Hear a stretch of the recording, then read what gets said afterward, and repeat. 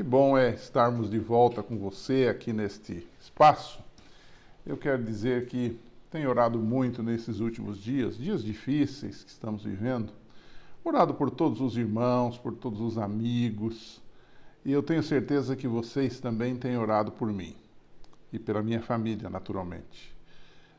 Esse é um tempo que estamos passando, que todos nós estamos passando, de dificuldades, em algum momento até de desespero para alguns, mas nós continuamos confiando que o nosso Deus, o Todo-Poderoso, está conosco.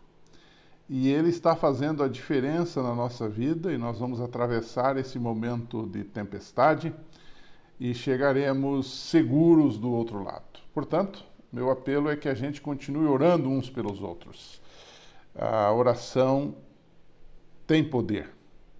Na verdade, Deus é que tem poder, mas a oração é um instrumento através do qual nós nos apropriamos do poder de Deus, fazendo a diferença na nossa vida. Então, fique este alerta, esse recado pastoral a você. Hoje eu quero voltar a um assunto que nós já discutimos em outras ocasiões, embora a gente discutiu de forma leve. Você está lembrado de um sujeito chamado Cristóvão Colombo? Pois esse navegador italiano não era só um explorador de novas terras e de novos continentes. Ele também era um sujeito que gostava de profecias. E de forma aventureira também, ele chegou a marcar uma data para o fim do mundo, 1658. Foi uma das datas, na verdade ele marcou duas. 1658 o mundo iria acabar, segundo Cristóvão Colombo. Este italiano não esteve sozinho nessas predições falsas. Se você analisar, outro dia eu fiz uma pesquisa rápida, breve, de que nós tivemos, só na era cristã, cerca de 150 predições falsas sobre o fim do mundo e, logicamente, como nós cristãos entendemos, a segunda vinda de Cristo. Por que será que este assunto é tão explorado? E eu até estou admirado que, nesse período de pandemia que o mundo está vivendo, não surgiram pessoas marcando uma data para a volta de Cristo e para o fim do mundo. Porque esse é um terreno fértil, apropriado para esse tipo de coisa. Mas vão surgir, com certeza vai aparecer alguém marcando uma data para o fim do mundo na esteira do desenvolvimento desta pandemia e, logicamente, das coisas que ela está nos trazendo. Mas hoje eu queria trabalhar com você um pouquinho sobre a segunda vinda de Cristo, de uma forma um pouquinho diferente, fazendo você pensar um pouquinho sobre este assunto. Nós, na verdade, não acreditamos no fim do mundo, que na verdade para nós não é o fim do mundo, mas é o reinício de todas as coisas sob a perspectiva de Deus, porque essa terra será queimada, mas surgirá aqui uma nova terra e uma nova ordem de coisas baseada na paz, na justiça perene, com Jesus e o seu reino aqui nesse mundo. Então, na verdade, para nós, a volta de Jesus não é o fim do mundo, mas é o fim do mundo de pecado, mas o início de uma nova era sob o governo de Deus. E nós não cremos nisto porque fulano ou fulana falaram assim, porque 150 profetas falsos emitiram sua opinião no passado, desde o ano 1 até o ano 2020. Na verdade, para nós, a crença está baseada nas próprias palavras de Jesus que estão na Bíblia. Ele disse, eu voltarei. E ele chegou a dizer, passará os céus e a terra, mas as minhas palavras não passarão. Jesus nunca falhou e não falhará também nesta última promessa, que é a sua segunda vinda. Mas quando a gente olha para esse mundo aí, nas discussões sobre esse tema do fim do mundo, da volta de Jesus, os chamados temas escatológicos, a gente pode ter três atitudes. E é aqui que eu queria que você pensasse um pouco, né? A primeira atitude de alguns é justamente o que eu chamo de fanatismo. Ou seja, são pessoas que estão mais preocupadas com os acontecimentos finais, mais preocupadas com os sinais, mais preocupadas com datas, com tempos, do que exatamente com Jesus Cristo. É o que nós chamamos de fanáticos. Não é? Essas mais de 150 datas que eu vi, normalmente são pessoas, muitos desses eram pessoas fanáticas. Alguns erraram porque foram crentes demais numa teoria e acabaram se enlevando por ela, como foi o caso de Miller e de outros mais, mas muita gente é fanática. Então, uma das atitudes diante do fim da volta de Jesus é o fanatismo. Mas há uma outra que eu diria também que é muito importante, e essa nos afeta mais diretamente, que é o fatalismo. Que atitude seria esta, você me pergunta? É aquela questão que diz mais ou menos assim: bom, Jesus vai voltar, o fim vai acontecer, tudo está se encaminhando para isto, os sinais estão se cumprindo, então por que eu tenho que me preocupar com as coisas aqui?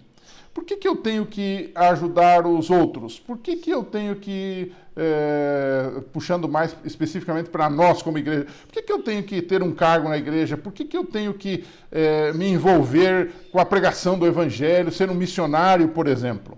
Não há necessidade disso.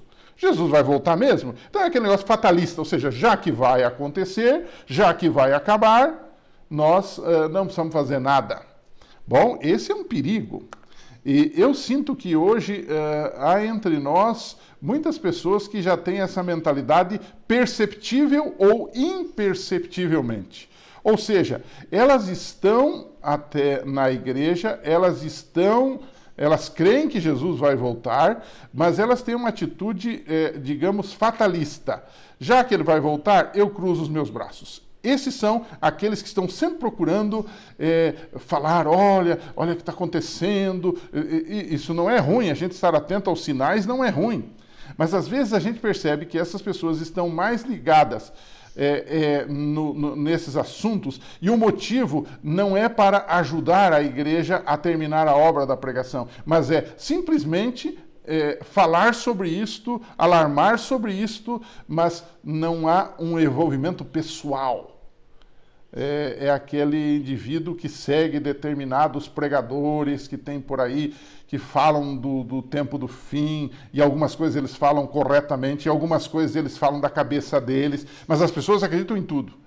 Elas são fascinadas por essas coisas. Só que na hora da realidade, na hora do trabalho, elas às vezes sequer frequentam a igreja ou sequer ajudam a igreja na pregação do evangelho. Note que Jesus disse em João 9, verso 4, uma frase muito interessante. Ele diz assim: devemos trabalhar as obras daquele que me enviou desde que seja dia, porque vem a noite onde ninguém pode trabalhar. Ou seja, esta é uma hora, irmãos, de a gente crer que Jesus vai voltar, mas é a hora de a gente trabalhar como se ele nunca voltasse. Há uma frase que corre entre nós que é muito interessante, que diz assim, que nós devemos trabalhar como se Jesus nunca voltasse, empreender para Deus, empreender para a obra de Deus, como se Jesus nunca voltasse. Diz assim, mas estar pronto como se Jesus voltasse amanhã ou voltasse hoje. Então, esse é o ponto que chama a minha atenção nessa situação. E também há aqueles que já estão a essa altura agindo com cinismo quanto à volta de Jesus. Não é? Com o passar dos anos, eles ouviram tanto sobre a volta de Jesus que eles já não acreditam mais. Seu coração ficou como que endurecido com esta ideia de que Jesus Cristo vai voltar.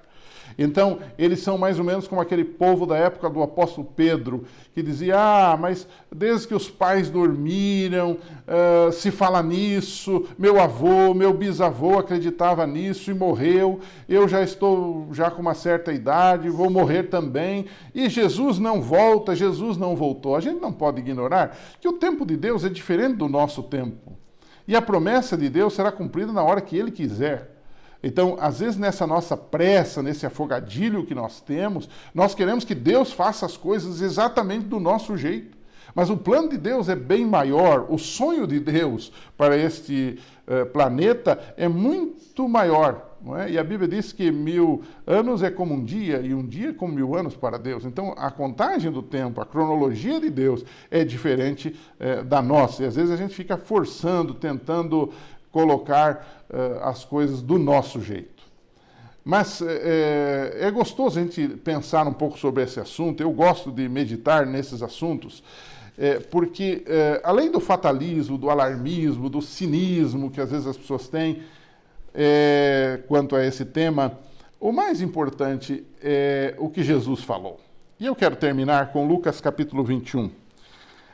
É um capítulo muito conhecido. Paralelamente com Mateus 24 e Marcos 13, esse capítulo é um capítulo que discorre sobre os acontecimentos finais e a segunda vinda de Cristo, da própria palavra de Cristo falando sobre este assunto. E então, Lucas 21, verso 34, diz assim: acautelai-vos. O que é acautelar-se? Acautelar-se é estar prevenido, né?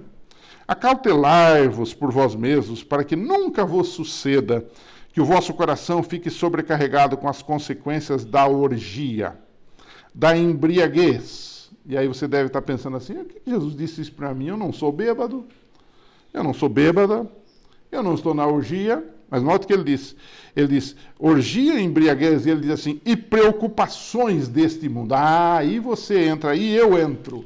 Preocupações com as coisas desse mundo, o lufa-lufa, o dia a dia, o cotidiano, o redemoinho das coisas que nos acontecem. E ele diz assim, preocupações desse mundo, para que aquele dia da sua vinda não venha sobre vós repentinamente como um laço. E ele prossegue, pois há de sobrevir a todos os que vivem sobre a face da terra. Vigiai, diz ele, pois a todo tempo orando para que possais escapar de todas essas coisas que têm de suceder e estar em pé na presença do Filho do Homem. Queridos amigos, queridos irmãos, eu quero terminar, como de costume, fazendo a você um apelo. O apelo de Jesus. Ele diz, vigiai. Ele diz, acautelai-vos, estejam prevenidos. E como podemos estar acautelados? Como podemos estar prevenidos para isto? Preparando a nossa vida e da nossa família para o encontro com Jesus.